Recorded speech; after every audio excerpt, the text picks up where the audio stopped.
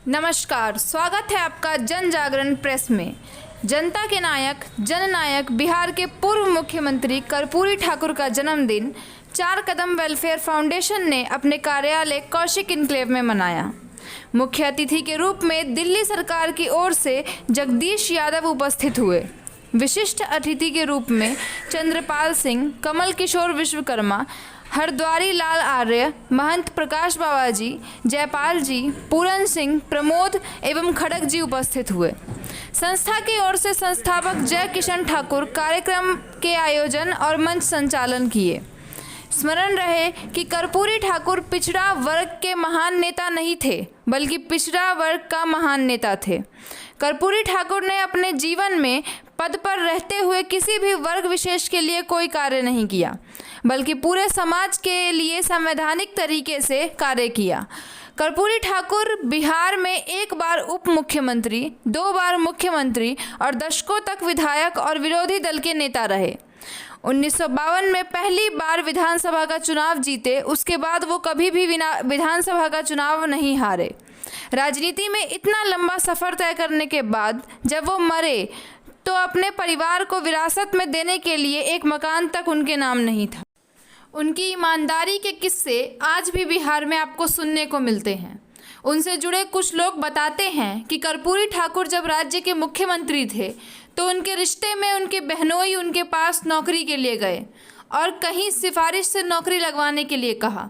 उनकी बात सुनकर कर्पूरी ठाकुर गंभीर हो गए। उसके बाद अपनी जेब से 50 रुपये निकाल कर उन्हें दिए और कहा, जाइए उस्तरा आदि खरीद लीजिए और अपना पुश्तैनी धंधा आरंभ कर दीजिए। एक दूसरा उदाहरण है, कर्पूरी ठाकुर जब पहली बार उप मुख्यमंत्री बने या फिर मुख्यमंत्री बने तो अपने बेटे रामनाथ को खत लिखना नहीं भूले।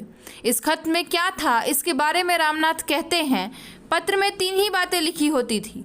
तुम इससे प्रभावित नहीं होना, कोई लोभ लालच देगा तो उस लोभ में मत आना, मेरी बदनामी होगी।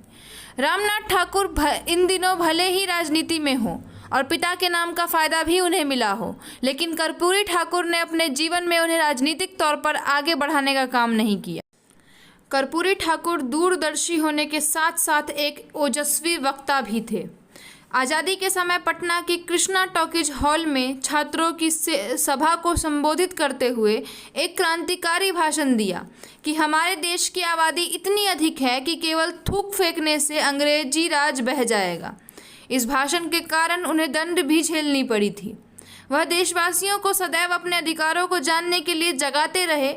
वह कहते थे, संसद के विशेषाधिकार कायम रहे, अक्षण बढ़ते रहे आवश्यकता अनुसार, परंतु जनता के अधिकार भी। यदि जनता के अधिकार कुचले जाएंगे तो जनता आज न कल संसद के विशेषाधिकारों को चुनौती देगी। कर्पूरी ठाकुर का चिर परिचित नारा था, अधिकार चाहो तो लड़ना सीखो, पग पर अड़ना सीखो, जीना है तो मरना सीखो। इस कार्यक्रम से जुड़े और वीडियो देखने के लिए बने रहे जन जागरण प्रेस के साथ। वीडियो को लाइक करें, चैनल को सब्सक्राइब करें और शेयर करना ना भूलें।